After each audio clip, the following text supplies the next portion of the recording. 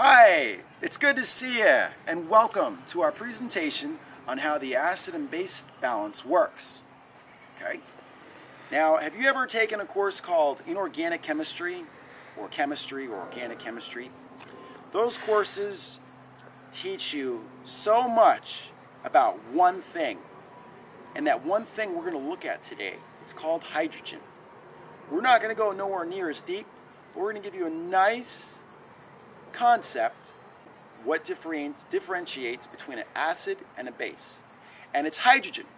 Hydrogen will determine in our body whether or not we're more acidic or we're more alkaline.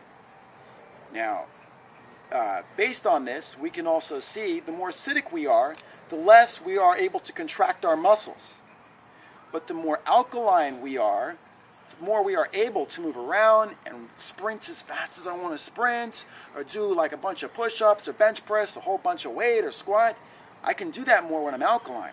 But when I'm acidic, I have a bunch of hydrogens that are not bonded with other molecules.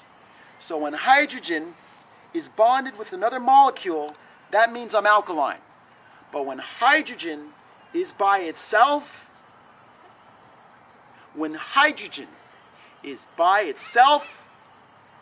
I'm more acidic. And then that means I'm not as strong.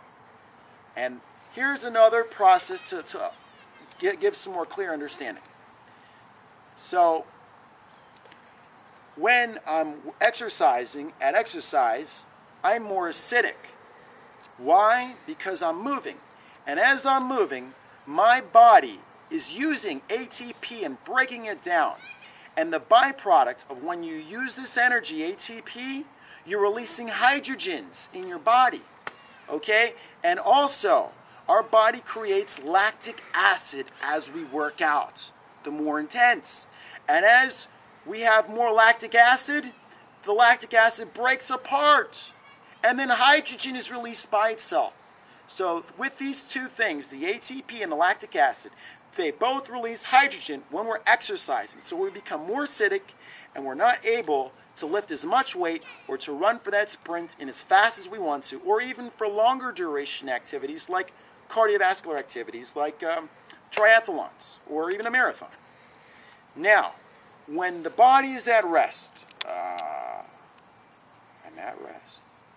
I have more potential energy inside me. I have not built up lactic acid, and I'm not using energy right now. So I have all that stored energy, and I'm not using the hydrogen. Therefore, my pH is more normal, and it's more on the alkaline side. And to determine, as far as using numbers, what's alkaline and what's not, our normal pH resting value is 7.04. Oh, no, is 7.4 plus or minus 0.05. So if somebody has a pH of 6.9, that's more on the acidic side. And if someone has a pH of 7.9, that's more on the alkaline side. And also we see, now this is just a little bit off the topic, but more note, we've also seen that people have a higher predisposition for cancer, type 2 diabetes, and heart attack when they're more acidic. Foods that have more acid in them are proteins. Proteins can help us with muscle mass and stuff, but if we consume too many proteins that are animal proteins, I meant to say animal, because we have vegetarian protein. All foods have protein.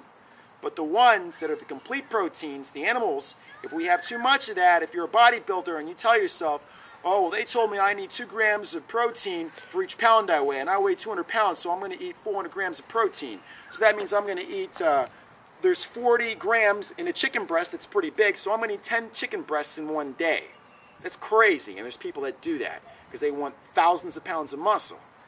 And if you do that, chances are you're going to be much more susceptible to catching, from what we've seen as the research shows, based off of studies in Juice Plus and based off of the other studies all across the board, that there's a good chance you're going to die at an earlier age. This is given. This is known.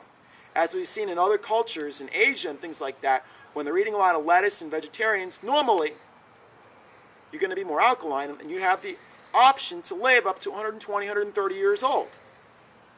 But my personal thing, I like to live in balance. And what we've also seen is that the body can sustain its muscle mass, especially you're able to keep your muscle mass when you've been exercising you've been training for a long time. You don't need as much protein to keep all your muscle.